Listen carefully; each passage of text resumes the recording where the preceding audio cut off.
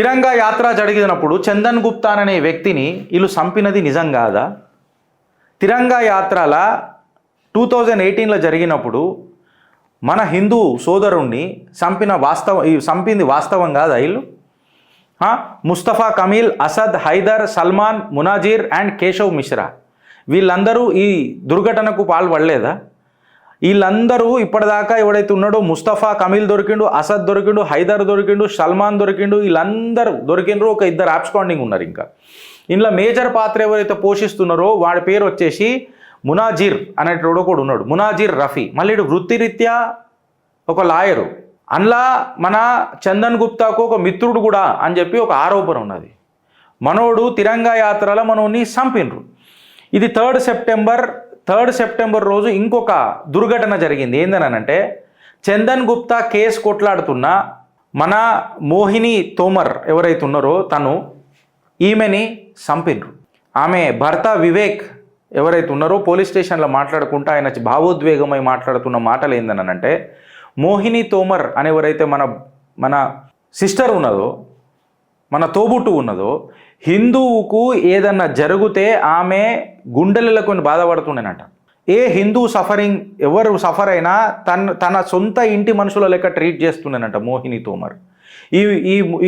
ఈ మునాజిర్ అనేటోడు ఎవడైతే ఉన్నాడో మునాజిర్ రఫీ అనే ఎవడైతే ఉన్నాడో వీడు ఈయనకి బెయిల్ పిటిషన్ మీద కూడా మన తోబుట్టు జబర్దస్త్ కొట్లాడింది. వెనకటికి బెయిల్ రాకుండా చేసింది.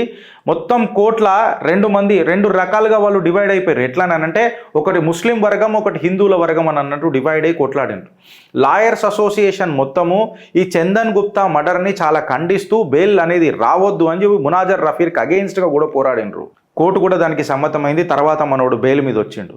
బెయిల్ మీద వచ్చిన తర్వాత బెయిల్ మీదకి బయటికి వెళ్ళిన తర్వాత సెప్టెంబర్ 9కి తనే కొట్లాడుతుంది మోహిని తోమర్. సెప్టెంబర్ 9కి మోహిని తోమర్ని హత్య చేయబడ్డది. డరా హువా కామ్ కోన్.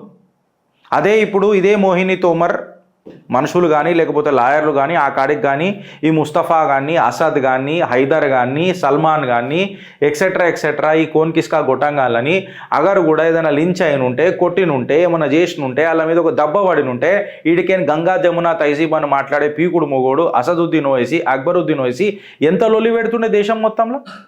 ఇది పేపర్లలో కూడా రానియకుండా మాట్లాడుతున్నారు. మన తోబుట్టు చచ్చిపోయి ఒక హిందువు దగ్గర కొట్లాడుతూ ఒక సనాతన సైనికురాలు రాక తను ఇలా వీరమరణం పొందింది. ఏ పేపర్లలో దీని మీద డిస్కషన్ లేదు. మళ్ళీ డరా హువా కోమ్ అని చెప్పి మాట్లాడతాడు. ఒక సిగ్గు తప్పిన రాజకీయ నాయకుడు ఫాల్తూ మాటలు అమెరికాలో మాట్లాడుతుంటాడు. మైనారిటీ లైఫ్స్ మ్యాటర్ అన్నట్టు మాట్లాడతాడు. కోన్ మైనారిటీ అని చెప్తున్నాడు. దురదృష్టం ఏంటంటే సబ్కా సాత్ సబ్కా వికాస్ అన్న ఢోంగ్ భారతీయ జనతా పార్టీ కూడా చేసింది. మిమ్మల్ని గెలిపించుకున్నది సబ్కా సాత్ సబ్కా వికాస్కి కోసం కాదు, భారత్ కా సాత్ భారత్ కా వికాస్ ఉండే ప్రజలను గెలిపించుకొని.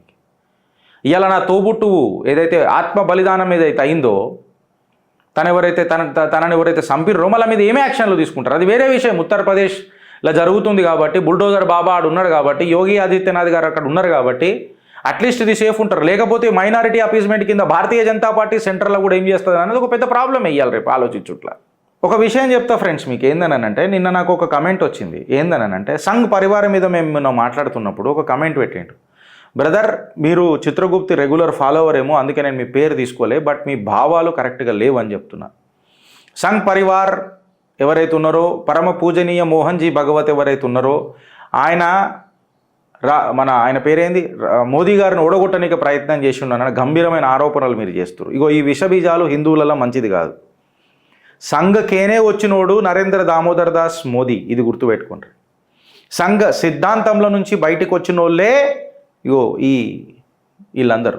సంఘ్ అనేది మాతృత్వ సంస్థ, ఇది ఫస్ట్ గుర్తుపెట్టుకోరు మీరు. ఇప్పుడు నేను టాపిక్ డీవియేట్ చేసి మాట్లాడతలేను.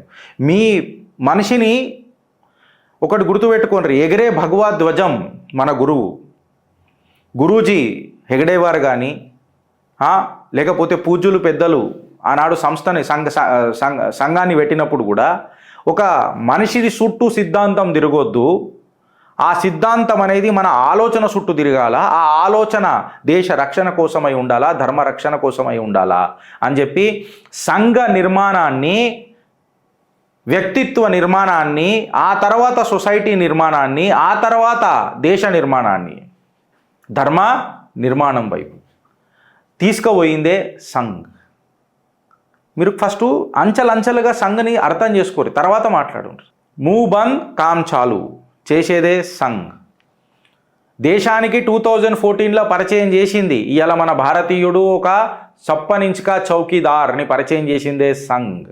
ఇవాళ కాశ్మీర్లో ఏదైనా ఇష్యూ జరిగినా, లేకపోతే మణిపూర్లో ఏదైనా జరిగినా మూవ్ బంద్ కామ్ చాలు పనిచేస్తుందే సంఘ్. నాలాంటి వేల మంది కార్యకర్తలకు ఒక స్ఫూర్తి నా సంఘ్. వ్యక్తిగత అభిప్రాయాలను తీసుకొని వచ్చి ఐడియాలజీని దూషించడం అనేది కరెక్ట్ కాదు. మేబీ నేను కొంచెం పర్సనల్ అయి మాట్లాడుతున్నా, బట్ డీప్ స్టడీ కొంచెం చేయండి, ఆధారాలను డిమాండ్ చేయండి. ఉత్తరప్రదేశ్లో మోదీ గారికి సపోర్ట్ దొరకలేదు అనేది అవాస్తవం. టికెట్లు ఎవరు ఇచ్చిండ్రు వాళ్ళని అడగాల. టికెట్లు ఎవరు ఇచ్చిండ్రు అనేది నా ఇంట్లో తెచ్చిన నా బియ్యం నీకు వండి పెడితే అది మెత్తగైందా గట్టిగైందా అనేది నా మీద ఆధారపడి ఉంటుంది, నా వంట మీద ఆధారపడి ఉంటుంది. పక్కోని ఇంట్లో వండిది నీ నేబరే కదా గిరీషన్ అని అంటే కాదు, వాని వంట వేరే నా వంట వేరే. సో టికెట్ ఎవడు ఇచ్చిండు అనేది చాలా ఇంపార్టెంట్ ఉంటుంది. ఇలా భారతీయ జనతా పార్టీ ఆలోచించుకోవాల్సింది ఏంటనంటే, ఆర్ఎస్ఎస్ని సాఫ్రాన్ టెర్రర్ అని చెప్పి మాట్లాడిన ఒక వ్యక్తి వాడికి టికెట్ ఇప్పించి వాళ్ళని గెలిపించుకురుడు ఇది దౌర్భాగ్యం కాదా భారతీయ జనతా పార్టీకి అని చెప్పి నేను హెచ్చరిక జారీ చేస్తున్నా. ఇవాళ మనం పీకుడు ముచ్చట్లు మాట్లాడుతున్నాం కార్యకర్తనని. భారతీయ జనతా పార్టీ ఒకటే ఒక సిద్ధాంతంలో పుట్టింది, ముంగటికి పోవాలా. మధ్యలో ఏదైనా ఇట్లాంటివి అయితేనే 240 ఆగుతుంది ఆడ, 400 పార కాదు అప్పుడు ఆడ.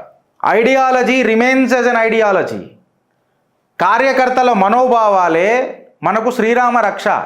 కార్యకర్తలను పక్కకు పెట్టి నేను రాజకీయాలు ఆడతానన్నట్టు, అరే ఓడనా సంఘాన్ని తిట్టినోడికి టికెట్ ఇచ్చాని గెలిపిస్తారా అండి? కాంగ్రెస్ ముక్తు భారత్ అని అన్నట్టు అడ్డమైన చెత్తను తీసుకొని వచ్చి నెత్తి మీద పెట్టుకొని ముక్తు భారత్ అంటే నడుస్తుందా? ఫస్ట్ దాని మీద ఆన్సర్ చెప్పాలా. నేను భావోద్వేగమై మాట్లాడుతున్నా, I get emotional brother, but I still appreciate. మీరు మా ఛానల్ చూస్తారు, మీరు మీకు సత్యం ఇంకా ముంగట పరిచయం కాలేదు కాబట్టి చెప్తున్నా. ఎందుకు పని చేస్తారండి అడ్డమైన వాళ్ళ కోసం? నేనే పని చేయ. అడ్డమైనోడికి టికెట్ ఇచ్చి పని చేయమనంటే నేను పని చేయ. నేను డైరెక్ట్ చెప్తున్నా, డంకేపై చోటు చెప్తున్నా. మోదీ గారి చరిష్మాతోనే అక్కడ ఎలక్షన్లు గెలిచినామనంటే ఖచ్చితంగా కార్యకర్తలకు పెద్దపీట వేయాలని అంటే నేను పొత్తులు తీసుకొని వస్తారు. పొత్తులలో పాత సీట్లకు ఎఫెక్ట్ కావు. ఇప్పుడు ఫర్ ఎగ్జాంపుల్ చెప్తున్నా, నేనేదైనా సీట్లకి పోటీ చేస్తాననగానే ఆడ పొత్తు పెడతారు, ఆడ పొత్తు తీసుకొస్తారు. ఈ అడ్డమైన రాజకీయాలు మనకు తెలివయా? మరి తరతరాల నుంచి గెలుస్తున్న సీట్లలో పొత్తు ఎందుకు కూడా అక్కడ వేరే ఛాన్స్ ఇవ్వాలి కదా, ఆడ ఎందుకు రాదు మళ్ళా?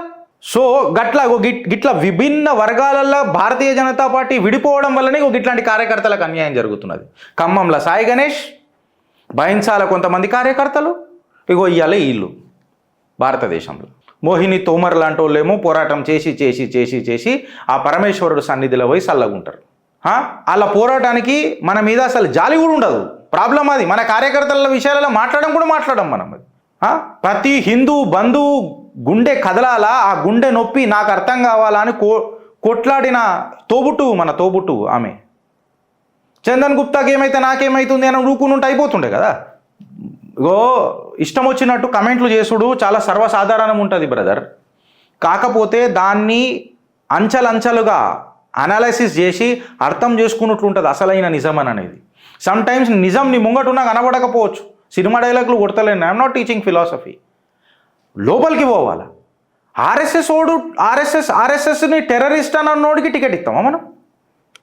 గాన్ని పెట్టుకుంటామా? గాన్ని పెట్టుకొని మనం లేపి మాట్లాడతామా? టికెట్లు ఎవడు ఇచ్చిండు ఉత్తరప్రదేశ్లో, అది కూడా చూడాలి కదా. ఇప్పుడు నేను ఆడికి పోదలుచుకోలే. ఆ కమెంట్కి నేను చెప్పిన నువ్వు రెస్పాన్సిబిలిటీ అకౌంటబిలిటీ తీసుకోవాలా. రెస్పాన్సిబిలిటీ అకౌంటబిలిటీ అనే విషయం వచ్చినప్పుడే నేను మీకు చెప్తా, ఆలోచించుండ్రీ, లేకపోతే అనుభవిస్తారు. భారత్ మాతాకి జై.